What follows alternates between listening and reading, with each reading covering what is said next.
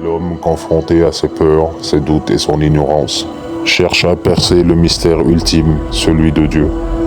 Alors qu'il peine à se comprendre lui-même, il renie, débat ou affirme avec certitude que Dieu n'existe pas.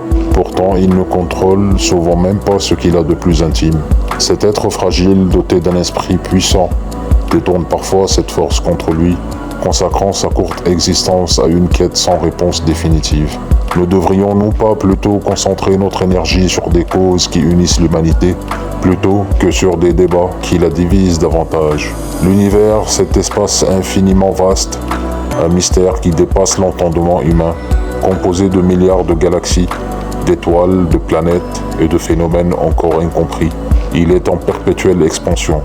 À l'opposé de cette immensité, l'atome, élément fondamental de la matière, incarne l'infiniment petit.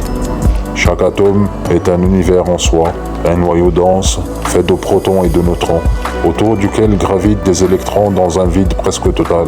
Et si nous pouvions regarder à l'intérieur de ces particules, nous découvririons qu'elles-mêmes sont composées de quarks, encore plus petits. Le lien entre les deux, l'univers de l'atome, partage une connexion fascinante.